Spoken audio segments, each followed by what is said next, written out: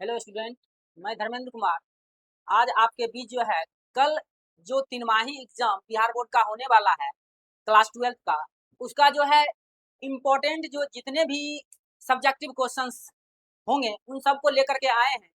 इसमें आपको जो है बहुत सारे क्वेश्चन प्रैक्टिस के लिए मिलेगा, जिसको आप अगर आज देख लेते हैं तो कल आपके एग्जाम में हूबहू इसी ढंग के क्वेश्चन आएंगे और जो है आप ऑब्जेक्टिव और सब्जेक्टिव सभी क्वेश्चंस को आसानी से कर पाइएगा।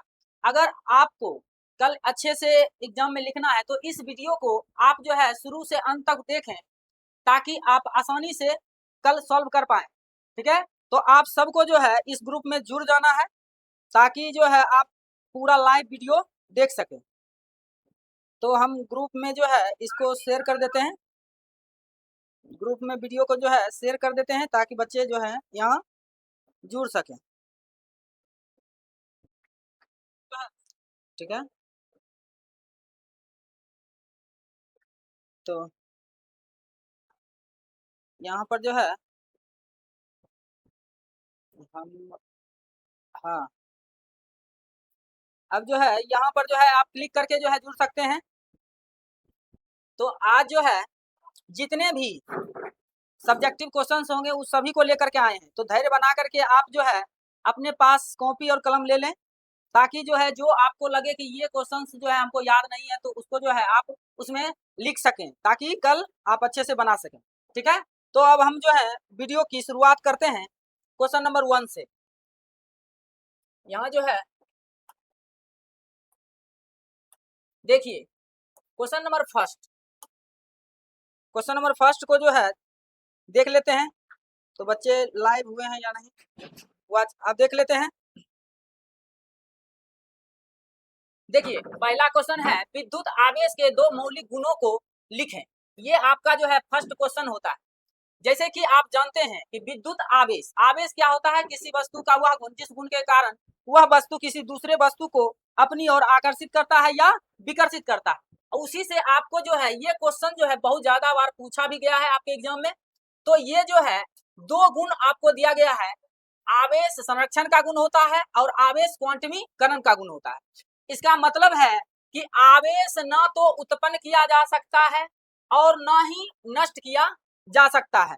इसका प्रथम गुण ये है। ठीक है, आपको जहां पर भी कोई दिक्कत हो तो आप कमेंट्स करके पूछिएगा।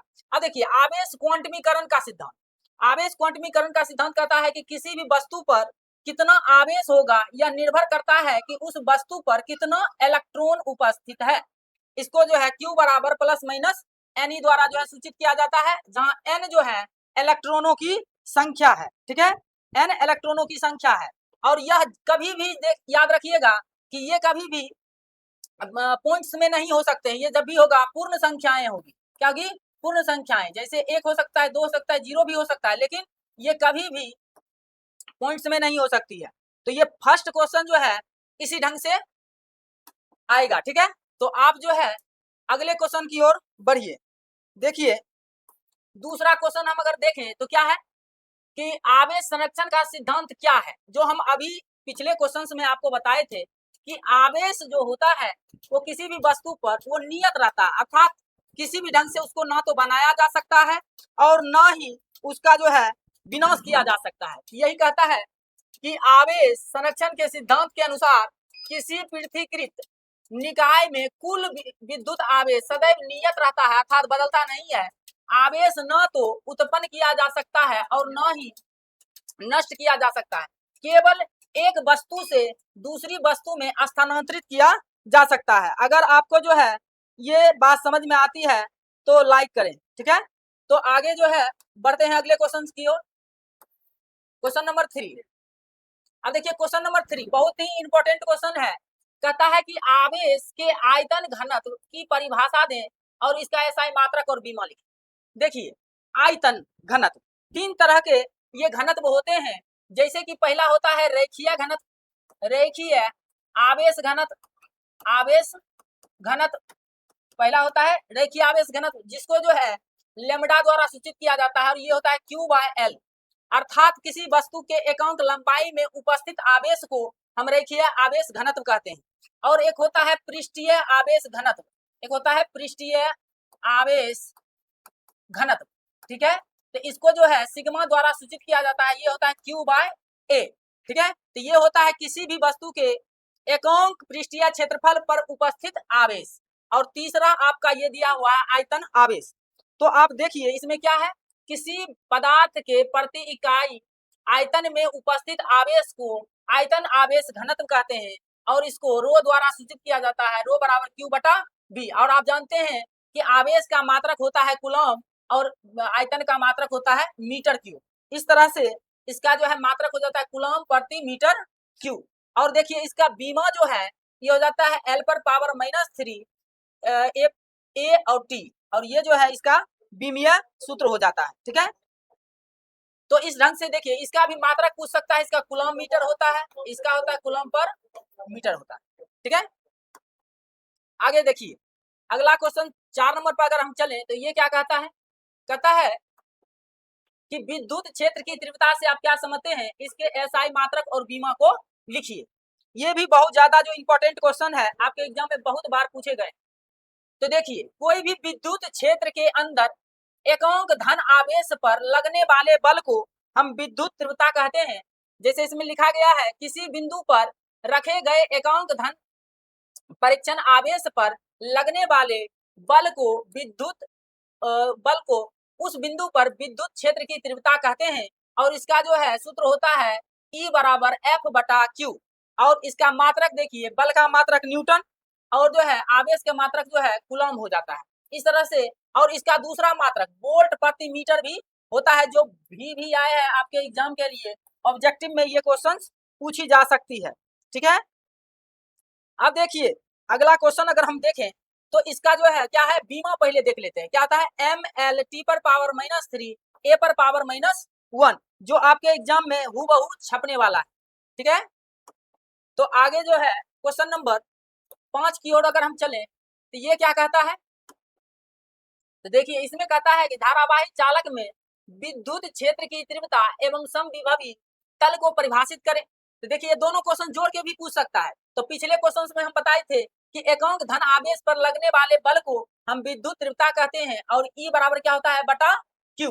और देखिए इसमें जो एक एक्स्ट्रा दिया हुआ है समविभवी तल, ये क्या होते हैं, तो ये होते हैं वह सतह जिसके प्रत्येक बिंदु पर विद्युत विभव का मान समान होता है, उसे कहते हैं हम समविभवी तल। और ऐसे तलों पर जो है विद्युत आवेश का प्रवाह नहीं होता है, ठीक है। तो इस तरह से इसका भी जो है आप समझ गए होंगे कि ये क्वेश्चन आ भी सकता है। आगे देखिए क्वेश्चन नंबर 6, और ये सब क्वेश्चन वैसे हैं जो एग्जाम में पूछे गए हैं और पूछे जाने की संभावना बहुत ज्यादा है। अब देखिए विद्युत द्विध्रुव आघूर्ण क्या है और इसका ऐसा मात्रक, ये भी देखिए क्वेश्चन बहुत ही ज्यादा इंपॉर्टेंट है, इसको VVI करके लिख लीजिएगा। और ये क्या कहता है कि जब समान परिमाण के विपरीत चिन्ह वाले दो आवेशों के गुणनफल तथा उनके बीच की दूरी के गुणनफल को, अब देखिए यहाँ पर एक चीज जो है, यहाँ पर आप इसको काट दीजिएगा, यहाँ लिखिएगा समान परिमाण के विपरीत चिन्ह वाले दो आवेशों में से कोई एक तथा उनके बीच की दूरी के गुणनफल को विद्युत द्विध्रुव आघूर्ण कहते हैं। जैसे मान लीजिए यह जो है एक +Q आवेश है और एक -Q आवेश है, इसका मध्य बिंदु O है और ये A भी मान लेते हैं और इसके बीच की दूरी 2L लेते हैं, ठीक है। तो इस दोनों आवेशों में से कोई एक और जो है दोनों के बीच की दूरी के गुणनफल को हम क्या कह देंगे, विद्युत द्विध्रुव आघूर्ण। और यहाँ देखिए मात्रक कूलम, इसका जो आवेश का मात्रक कूलम और जो है लंबाई का मात्रक मीटर, इसका जो है कूलम मीटर मात्रक हो जाएगा। अगर इसकी बीमा की बात की जाए, ये सब एग्जाम में पूछे जाएंगे बीमा, आप लिखते भी चलिएगा। जैसे बीमा की बात की जाए तो बीमा क्या होगा, इसका कूलम को होता है AT और ये मीटर तो L, तो ATL भी लिख सकते हैं इसको, ठीक है। तो इस तरह से ये भी क्वेश्चन आपका बहुत ज्यादा पूछने की संभावना है। आगे देखिए क्वेश्चन नंबर 7, क्वेश्चन नंबर 7 क्या कहता है, दो समान धन विद्युत आवेश के निकाय के बगल में विद्युतीय बल रेखा खींचिए। अब देखिए कि प्लस आवेश है तो इसमें क्या होता है कि जैसे कि देखिए यहाँ प्लस आवेश है और यहाँ भी क्या है प्लस आवेश, तो देखिए दो विद्युत बल रेखाएं एक दूसरे को क्या करेगी, इसमें विकर्षित करेगी। देखिए ये इधर की ओर अगर चिन्ह बनाए तो ये ऐसे जो है ऐसे इधर की ओर जाएगी और ये भी जो है क्या कि एक दूसरे को विकर्षित करेगी, तो ये भी जो है ऐसा जो है इसका विद्युतीय क्षेत्र रेखा खींची जाएगी, ठीक है। और माइनस में भी जो है इसी प्रकार से हो। तो ये भी क्वेश्चन बहुत बार पूछा गया है, ठीक है। आगे देखिए क्वेश्चन नंबर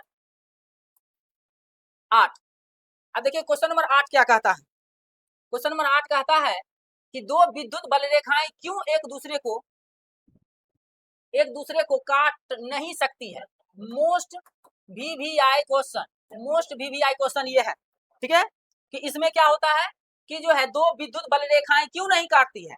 कि देखिए अगर कोई विद्युत बल रेखाएं एक दूसरे को काटती है, आप जानते हैं कि विद्युत क्षेत्र रेखाओं पर खींची गई स्पर्श रेखा जो है विद्युत क्षेत्र की दिशा को दिखाता है, विद्युत क्षेत्र की दिशा।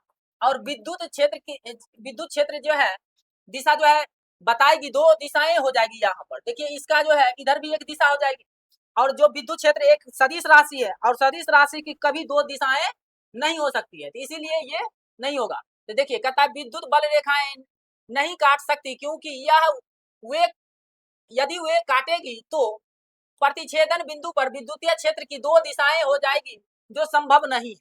और दूसरा देखिए नहीं दो समविभव तल भी एक दूसरे को कभी नहीं काटती है ना, क्योंकि प्रतिच्छेदन बिंदु पर एक ही बिंदु पर विभव दो अलग अलग मान हो जाएगा जो संभव नहीं है।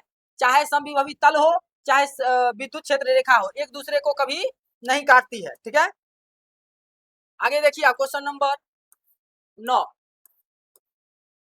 इसमें क्या कहता है परावैद्युत शक्ति और आपेक्षिक परावैद्युत शक्ति परावैद्युतांक को परिभाषित करें। ये भी क्वेश्चन जो है मोस्ट वीवीआई क्वेश्चन लिख करके आप डाल लीजिएगा, काहे कि अब की बार इसकी आने की संभावना बहुत ज्यादा है, ठीक है।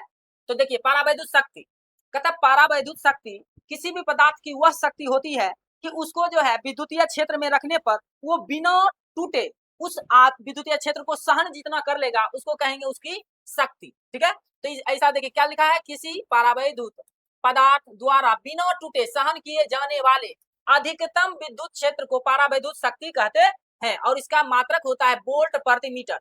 इसका मात्रक जो है इंपॉर्टेंट है, इसको वीवीआई करके आप लिख लीजिएगा, क्या कि आपके एग्जाम आने की संभावना इसकी बहुत ज्यादा है, ठीक है। अब देखिए अगला है आपेक्षिक परावैद्युत शक्ति। तो इसको जो है हम अनुपात के रूप में जानते हैं कि किसी निर्वात में दो आवेशों के बीच लगने वाला बल, आवेशों के बीच बल बटे किसी माध्यम में आवेशों के बीच लगने वाले बल के अनुपात को हम आपेक्षिक, जिसको रिलेटिव परमिटिविटी कहते हैं, ठीक है। आपको ये याद रखना है। और इसका फॉर्मूला होता है K बराबर E बटे एप्सिलॉन नोट, और इसको K को जो है एप्सिलॉन R से भी डिनोट किया जाता है, ठीक है। तो इस तरह से ये क्वेश्चन जो है बहुत ज्यादा इंपॉर्टेंट हो जाता है आपके एग्जाम के लिए, कल वाले के लिए, ठीक है। अब देखिए क्वेश्चन नंबर 10। क्वेश्चन नंबर 10 की बात की जाए, क्या कहता है विद्युत द्विध्रुव को परिभाषित करें तथा विद्युत द्विध्रुव आघूर्ण का SI मात्रक और बीमा लिखिए। अब देखिए इसको तो हम पिछले क्वेश्चंस में आपको बता दिए थे कि क्या होता है, समान परिमाण के विपरीत चिन्ह वाले दो आवेशों का युग्म विद्युत द्विध्रुव कहलाता है। जैसे दो आवेश लिए समान परिमाण किंतु विपरीत आवेश को, और इसको जो बना, इससे जो एक सिस्टम बना, निकाय जो बना, इसको हम कहते हैं विद्युत द्विध्रुव, ठीक है, विद्युत द्विध्रुव कहते हैं। और इसको जो है विद्युत द्विध्रुव आघूर्ण को P द्वारा सूचित किया जाता है, और ये होता है Q गुना 2A या Q गुना 2M, ठीक है। इस तरह से इसका जो है ये होता है, और इसका मात्रक होता है कूलम मीटर, और इसकी बीमा होती है LAT, ठीक है। अगला क्वेश्चन अगर हम देखें तो क्या है, बाहरी विद्युत क्षेत्र में रखे विद्युत द्विध्रुव पर लगने वाले बल आघूर्ण का व्यंजक ज्ञात करें। तो देखिए ये भी जो है आपको मोस्ट इंपॉर्टेंट में से एक है, याद रखिएगा।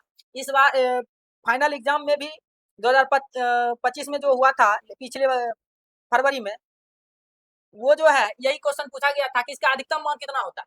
तो ये देखिए फॉर्मूला याद रखिएगा, टाउ बराबर P E sin थीटा होता है, जहां पर P विद्युत द्विध्रुव आघूर्ण है, E विद्युतीय क्षेत्र है, और थीटा E और P के बीच का कोण है, ठीक है। ये फॉर्मूला जो है पूछा गया था। और इसका कहेगा अधिकतम कब होगा, तो 90 डिग्री पर इसका मान मैक्सिमम होगा और जो है 0 डिग्री पर मान इसका मिनिमम होगा। ये भी आपको याद रखना। अब देखिए अगले क्वेश्चन की ओर बढ़े। 12 नंबर क्वेश्चन क्या कहता है कि मुक्त आकाश की विद्युतशीलता का मात्रक तथा बीमीय सूत्र लिखिए। मुक्त आकाश की विद्युतशीलता, अब देखिए विद्युतशीलता का जो है मात्रक और बीमा लिखना। देखिए मात्रक इसका जो है ये होता है, आप देखिए F बराबर फार्मूला आप जानते हैं 1/4 pi epsilon not Q1 Q2 बटे R स्क्वायर। यहाँ से एप्सिलॉन की वैल्यू निकाल लिया जाए तो यहाँ हो जाएगा Q1 Q2 bye FR square, ताकि ये तो कांस्टेंट है। अब देखिए FR स्क्वायर तो यहाँ हो जाएगा कूलम्ब स्क्वायर न्यूटन प्रति न्यूटन मीटर स्क्वायर, ठीक है। तो ये जो है आपका राइट आंसर होता है। और इसका बीमिया सूत्र अगर देखिए तो ये याद रखिएगा, बहुत ज्यादा इंपॉर्टेंट है। m पर पावर -1, l पर पावर -3, t पर पावर 4 और a पर पावर 2 जो है इसका राइट आंसर हो जाएगा। आगे देखिए क्या कहता है, किसी गॉसिया पृष्ठ में अगर -q और +2q तथा -q आवेश है तो पृष्ठ से परिमाणी विद्युत फ्लक्स होगा। हम फाई बराबर जानते हैं गॉस फॉर्मूला से 1/एप्सिलॉन नॉट और q1 मतलब तो कुल चार्ज होता है q1 q2 और q3, इस तरह से होता है। अब देखिए यहाँ पर Q1 की वैल्यू -q, यहाँ +2q -q, इस तरह से ये टोटल कितना हो जाएगा, 0 हो जाएगा, ठीक है। आगे देखिए क्वेश्चन नंबर अगर हम 13 की बात करें तो क्या है, वायुमंडल विद्युत उदासीन नहीं होता है, समझाइए क्यों। वायुमंडल जो है विद्युत उदासीन नहीं होता है क्यों, अगर इसकी बात की जाए तो क्या होगा। तो देखिए यहाँ अगर हम कहें कि देखिए वायुमंडल में धन एवं ऋण आयन तथा मुक्त इलेक्ट्रॉन उपस्थित रहते हैं, ठीक है। वायुमंडल में जो है ये दोनों चीज उपस्थित रहते हैं, इसलिए इसमें विद्युत आवेश विद्यमान रहता है और यह पूर्णतः उदासीन नहीं होता है, ठीक है। इसलिए जो है ये उदासीन नहीं होते हैं, ठीक है। दोनों होने के बावजूद भी ये दोनों जो है उदासीन नहीं हो पाते हैं।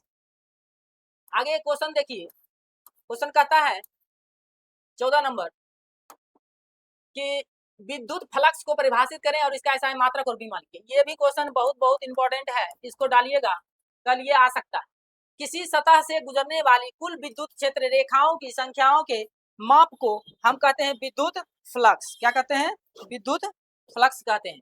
और इसको फाई द्वारा सूचित किया जाता है और ये होता है E A cos थीटा, ये आपको याद रखना है। और इसका मात्रक न्यूटन मीटर स्क्वायर पर कूलम्ब भी होता है और इसका बीमीय सूत्र m l पर पावर 3 t पर पावर -3 a पर पावर -1 होता है, ठीक है। ये भी आपको याद रखना।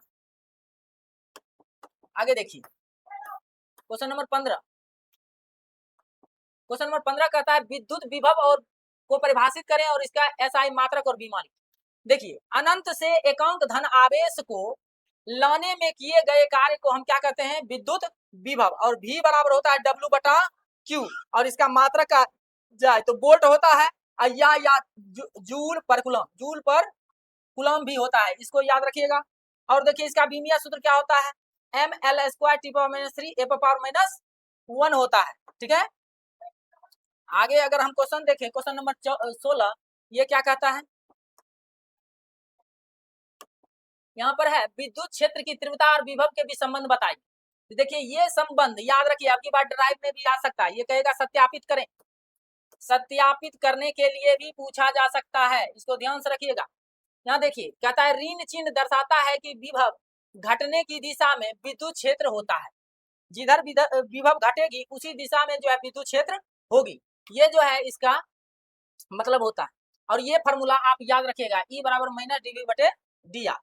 अब देखिए आगे है 20 नंबर क्वेश्चन, यहाँ पर देखते हैं नंबरिंग गड़बड़ा गया है, यहाँ 17 हो। अब देखिए विद्युतिकी के गॉस प्रमेय को लिखें।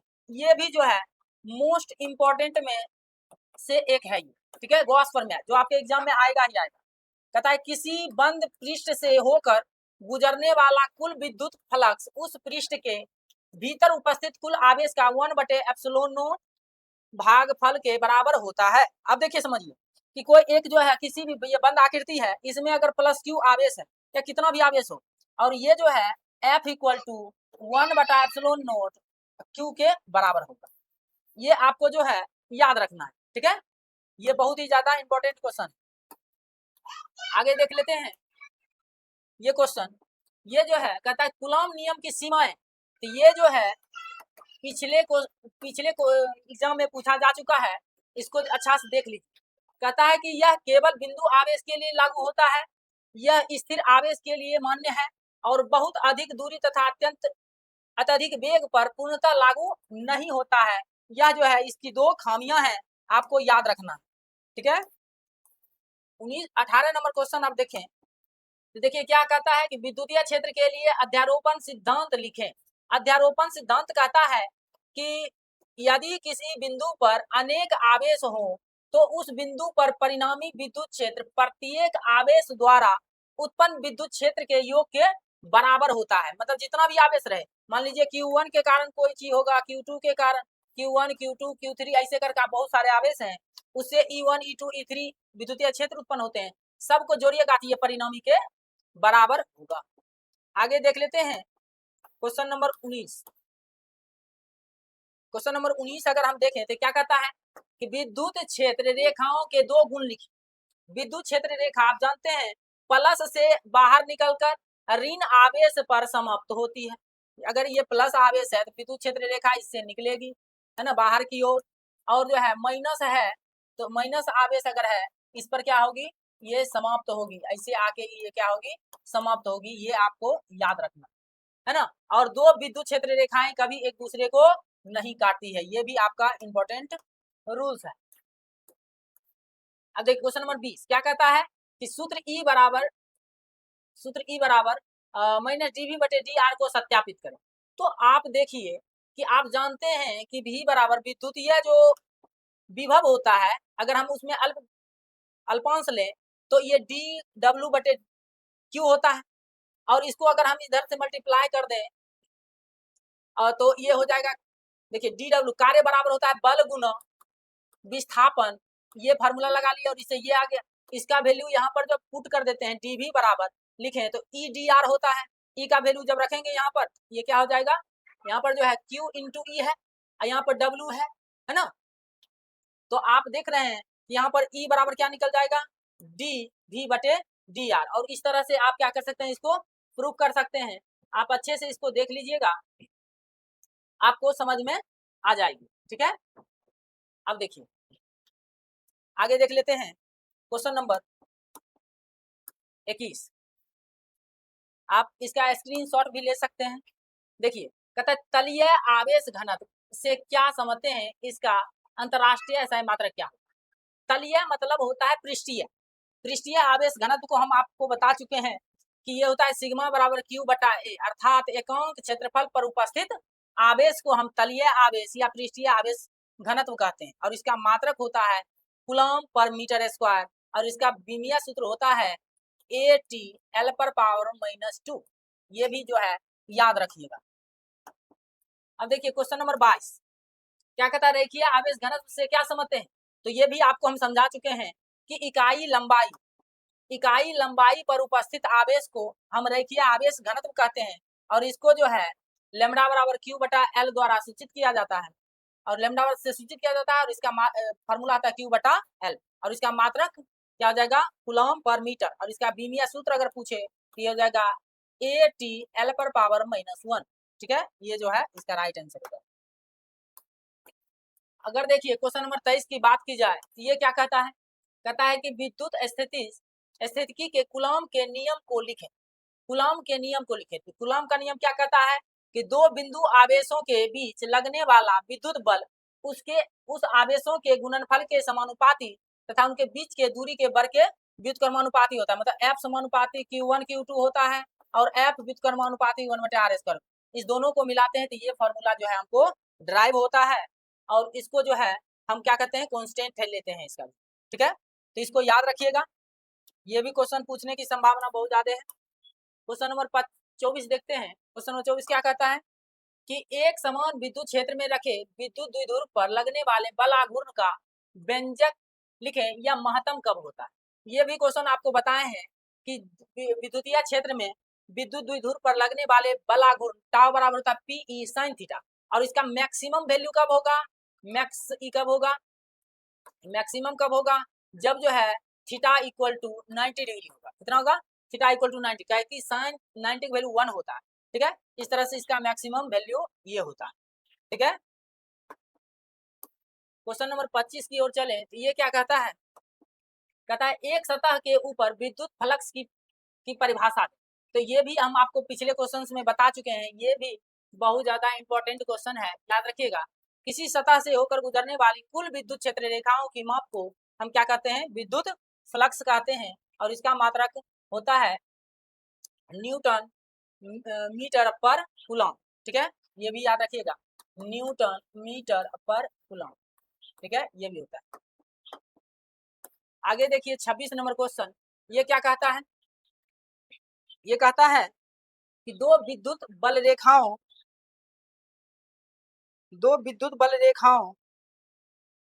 क्यों एक दूसरे को काट नहीं सकती? क्या दो समविभवी तल काट सकती है? तो ये भी बता चुके हैं कि दो विद्युत क्षेत्र रेखा कभी नहीं काट सकती है, क्योंकि कटान बिंदु पर विद्युत क्षेत्र की दो दिशाएं हो जाएगी, जो संभव नहीं है। ये भी याद रखना है। और दो संभवी तल भी एक दूसरे को नहीं काट सकती है। ठीक है, ये भी याद रखना है। आगे देखिए 27 नंबर क्वेश्चन कहता है कि गॉस का नियम लिखे। तो गॉस का नियम हम बता चुके हैं, किसी बंद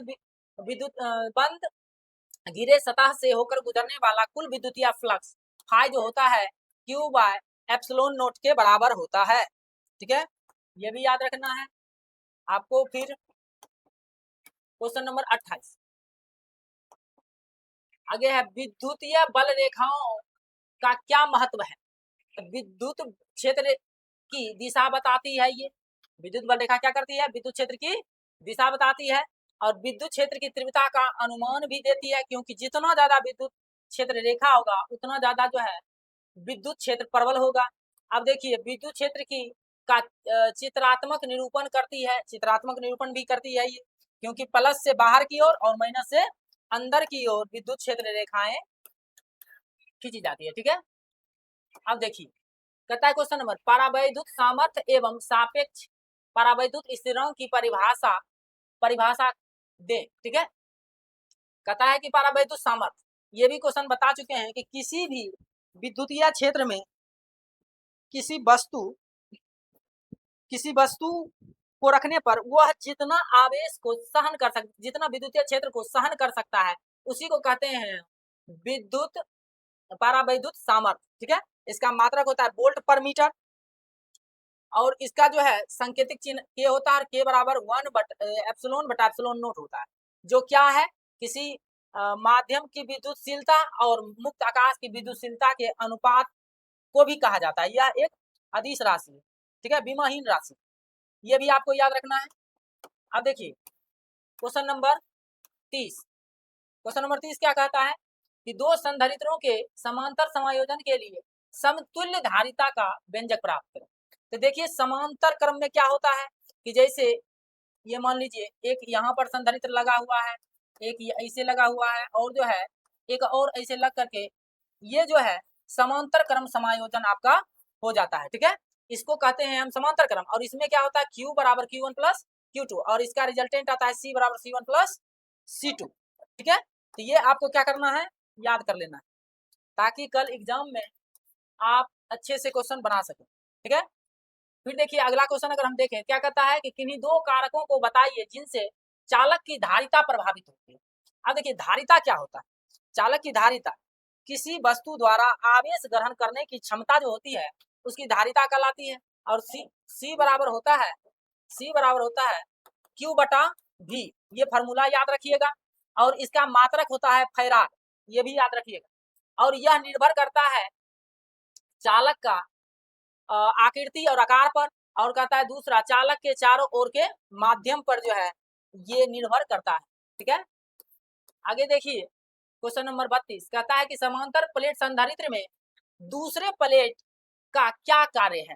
दूसरे प्लेट का, तो देखिए दूसरी प्लेट पहली प्लेट पर उत्पन्न विद्युत विभव को कम करता है, जिससे अधिक आवेश संचित किया जा सकता है, तथा संधारित्र की धारिता जो है बढ़ जाती है, जिससे क्या होती है? संधारित्र की धारिता बढ़ जाती है। ये भी आप याद करके रखिएगा, ये भी बहुत ज्यादा पूछने की संभावना है। ठीक है, आगे देख लेते हैं क्वेश्चन नंबर 33। 33 क्या कहता है कि किसी संधारित्र की धारिता किन किन कारकों पर निर्भर करती है। धारिता किन किन कारकों पर निर्भर करती है, तो अभी हम बताए थे क्षेत्रफल पर निर्भर करती है, फिर प्लेटों के बीच की दूरी पर और माध्यम पर। ये तीनों बात जो है आपको याद होनी चाहिए।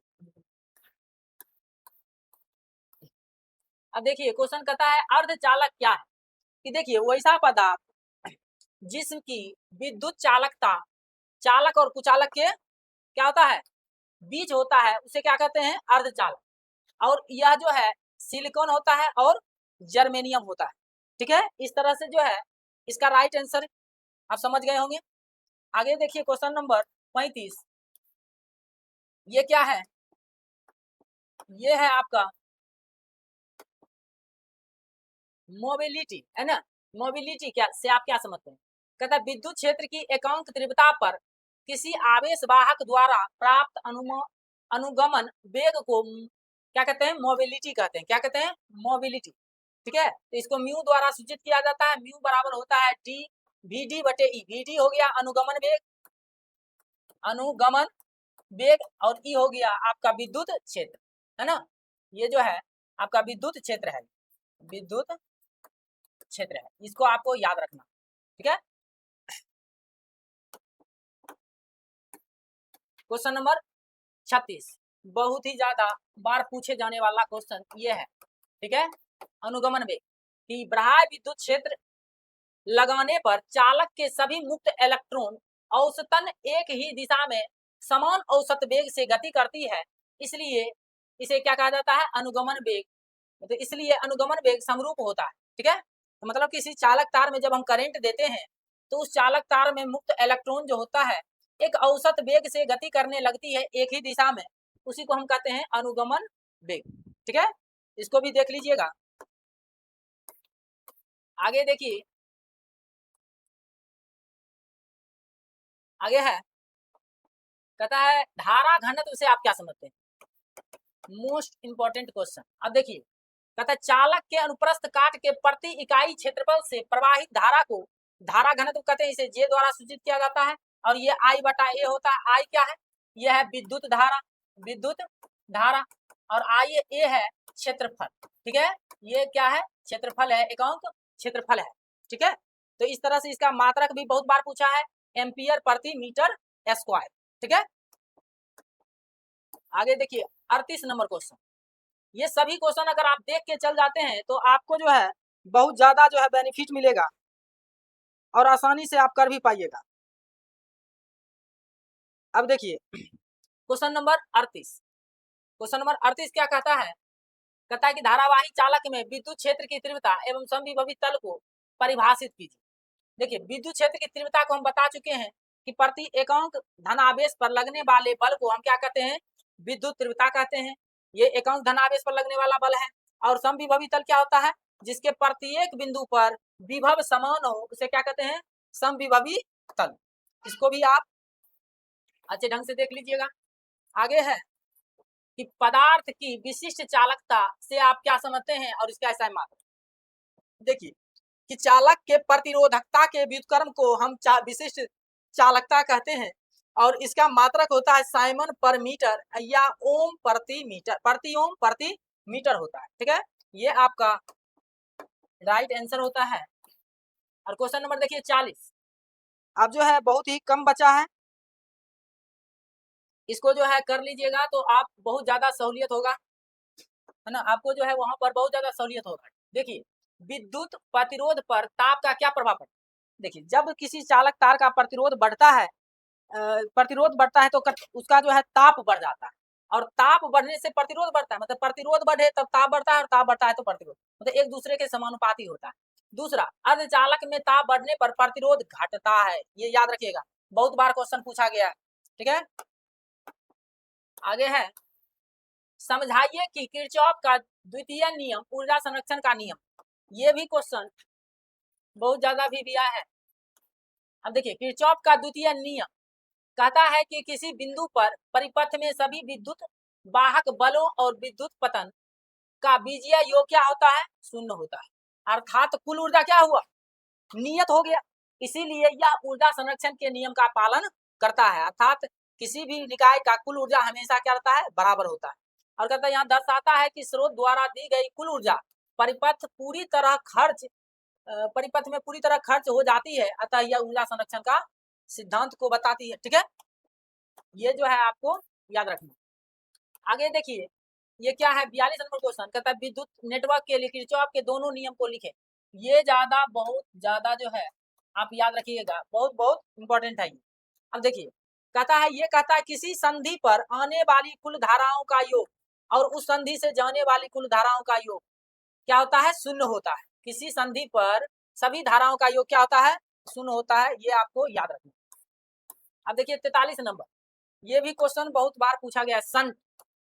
संट एक कम प्रतिरोध का एक छोटा सा चालक पदार्थ होता है जिसको गैल्वेनोमीटर के समांतर क्रम में जोड़ा जाता है। इसका उपयोग किया जाता है गैल्वेनोमीटर को एमीटर में बदलने के लिए और गैल्वेनोमीटर को अधिक धारा से सुरक्षित करने के लिए इसका उपयोग किया जाता है। ठीक है, आगे देखिए 44 नंबर क्वेश्चन, ये क्या कहता है कि अति चालकता को परिभाषित करें तथा इसके दो उपयोग लिखें। अति चालकता, अब देखिए अति सुपर कंडक्टिविटी क्या होता है, अत्यंत निम्न ताप पर किसी पदार्थ का प्रतिरोध शून्य हो जाना अति चालकता कहलाता है। ठीक है, किसी जो है अत्यंत निम्न ताप पर किसी पदार्थ का जो प्रतिरोध होता है वो अगर शून्य हो जाए तो हम उस पदार्थ को क्या कहेंगे, अति चालक पदार्थ कहेंगे। क्या कहेंगे, अति चालक पदार्थ। और इसका उपयोग बहुत ज्यादा किया जाता है, जैसे MRI मशीन में और जो है मैगलेब में मैग्नेट ट्रेन जो होता है ना, मैग्नेटिक ट्रेन जिसका जो है ब्रेक जो बनाया जाता है मैग्नेट का, उसमें जो है इसका प्रयोग किया जाता है। ठीक है, अब देखिए क्वेश्चन नंबर 45, ये भी क्वेश्चन बहुत बार पूछा जाता है। इसमें कलर कोड तो जो है बहुत ज्यादा इंपॉर्टेंट है, 2 मार्क्स इससे फिक्स रहता है फाइनल एग्जाम। कहता है कार्बन प्रतिरोध पर विभिन्न रंगों की पट्टियों द्वारा उसके प्रतिरोध तथा सहन शक्ति का मान ज्ञात करने की विधि को हम क्या कहते हैं, कलर कोड। मतलब कि कलर के द्वारा हम यह पता कर लेते हैं कि किसी चालक पदार्थ का कितना प्रतिरोध सहन करने की क्षमता है, उसी को क्या कहते हैं, कार्बन प्रतिरोध या कलर कोड। ठीक है, और कलर कोड का जो है कुछ चिन्ह होते हैं, उसको याद रखना होता है। ठीक है, नंबर के द्वारा दिया जाता है। अब देखिए क्वेश्चन नंबर 46, बहुत ही ज्यादा इंपॉर्टेंट क्वेश्चन, कहता है बायो सावर्ट के नियम के अनुसार किसी धारावाहक चालक के छोटे तत्व dl के कारण किसी बिंदु पर विद्युत क्षेत्र की तीव्रता dv, ये जो होता है म्यू नोट बटा 4 पाई आइडियल साइन थीटा बटे r स्क्वायर होता है। ठीक है, ये होता है, ये आपको जो है याद रखना है।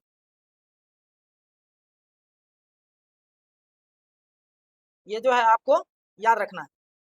ठीक है, अब देखिए तो यहाँ पर थोड़ा समझिए, ये जैसे चालक तार है और इसका एक अल्पांश dl काट और इसमें विद्युत धारा I पर होती है, इसको कहा जाता है धारा एलिमेंट, धारा अवयव कहा जाता है। और इसके कारण जो है किसी बिंदु पर r दूरी पर एक बिंदु मान लीजिए P है, इस पर जो है dv ज्ञात करना, इस फॉर्मूला के माध्यम से आप क्या कर सकते हैं, ज्ञात कर सकते हैं।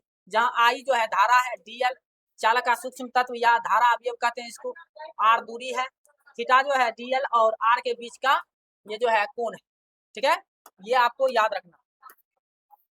आगे है एम्पियर का नियम। एम्पियर का नियम क्या कहता है एम्पियर के परिपथीय नियम के अनुसार किसी बंद पथ के चारों ओर चुंबकीय क्षेत्र का रेखीय समाकलन उस पथ से गिरी हुई धारा के म्यू नॉट गुना होता है। जैसे मान लीजिए ये कोई जो है बंद परिपथ है और इसमें विद्युत धारा I प्रवाहित हो रहा है, इसको बंद कर दिए तो इसका जो चुंबकीय क्षेत्र होगा उसका रेखीय समाकलन म्यू नोट I के क्या होगा, बराबर होगा। यही कहता है क्या चीज, एम्पियर का परिपथीय नियम, इसको आपको याद रखना। आगे है लॉरेंज बल, मोस्ट VVI क्वेश्चन, ये आप लिख के रख लीजिए, आपके एग्जाम के लिए बहुत ज्यादा इंपॉर्टेंट। कहता है जब कोई आवेशित कण विद्युतीय और चुंबकीय क्षेत्र में गति करता है तब उस पर लगने वाले कुल बल को लॉरेंज बल कहते हैं और इसका फॉर्मूला होता है F बराबर Q E plus V cross B। ठीक है, यदि केवल चुंबकीय क्षेत्र हो तो यहाँ होता है QV B साइन थीटा, ये भी आपको याद रखना। अब देखिए क्वेश्चन नंबर 49, कहता है साइक्लोट्रॉन क्या है।